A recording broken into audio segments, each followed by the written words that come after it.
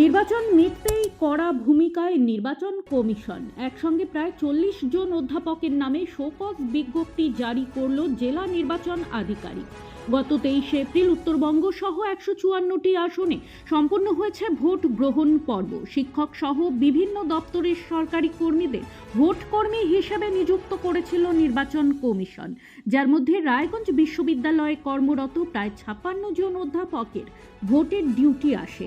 এর মধ্যে 16 জন ডিউটি করেছেন, বাকি 40 জন এই নির্বাচনী ডিউটিতে যাননি বলে অভিযোগ। এবার সেই সকল অধ্যাপকদের নামে শোকজ নোটিশ পাঠালো নির্বাচন কমিশন। এ বিষয়ে বিশ্ববিদ্যালয়ের রেজিস্ট্রার দুর্লভ সরকার জানান, ইতিমধ্যে বিশ্ববিদ্যালয়ে বিজ্ঞপ্তিগুলি এসে পৌঁছেছে এবং অধ্যাপকরা তাদের নিজ নিজ কারণ দেখিয়ে নির্বাচন কমিশনকে উত্তর দেবেন বলে তিনি আশাবাদী।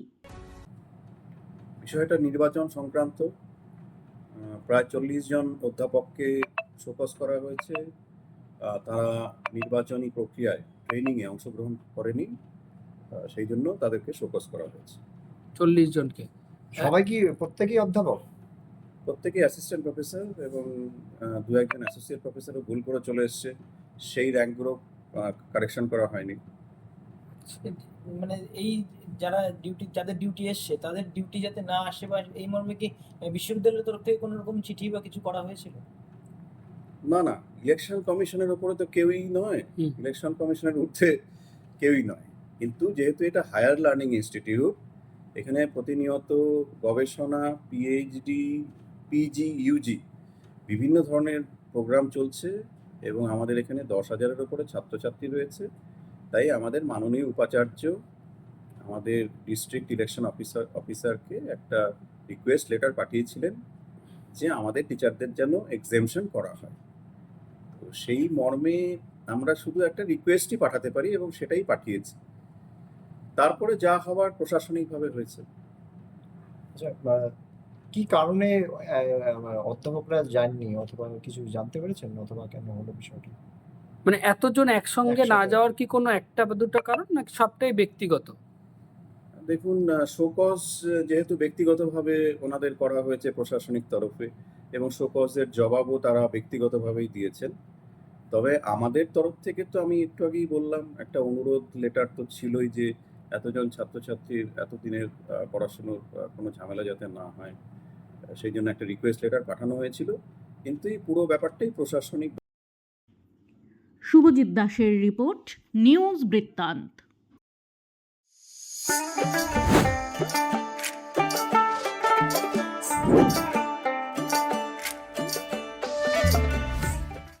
Wait, so this was your wedding look? Oh my god, Tammy, you look pretty. Dhaka থেকে যখন আইছিলাম, এ হগল আমার মা আমারে পরাইয়া দিছিল। It's so authentic, Tammy. I will go for this look. But what about my goina? সাদা রঙের রুমালটিতে গোলাপি রঙের কাজ, সব মিলিয়ে দারুণ হবে নতুন কনের সাজ। আমার গয়না আমার শ্রীঢাকা জুয়েলার্স, আভিজাত্যের গয়না। এবার আর স্বাস্থ্য পরীক্ষার জন্য বাইরে যেতে হবে না, সব বিশ্বমানের পরিষেবা আপনার হাতের মুঠোয়। এক ছাদের নিচে পলিক্লিনিক, ডায়াগনস্টিক ও এক্সপার্ট কেয়ার। অপোলো হসপিটালসের কলকাতা, বেঙ্গালুরু, চেন্নাইয়ের বিশেষজ্ঞ ডাক্তারদের সাথে সব জটিল সমস্যার সমাধান। অপোলো ক্লিনিক এখন রায়গঞ্জে। আপনার জীবনের সমস্ত প্রতিকূল পরিস্থিতির অবসান ঘটাতে আজই আসুন স্বর্গীয় জ্যোতিষ গবেষক ও তন্ত্র সাধক অলোক কর্মকারের সুযোগ্য পুত্র ও একমাত্র শিষ্য সঞ্জয়ের কাছে, যিনি আসাম বঙ্গীয় জ্যোতিষ ও তন্ত্র সোসাইটি দ্বারা জ্যোতিষ রত্ন উপাধিতে সম্মানিত। তাই আজই আসুন বংশানুক্রমিক ও সুদক্ষ জ্যোতিষ প্রতিষ্ঠানে। Shishu Mangal child development centre and research institute. এখানে রয়েছেন developmental paediatrician doctor Nilanjan Mukherjee. সমস্ত রকম ভ্যাকসিনেশন কিন্তু তিনি নিজে হাতে করেন।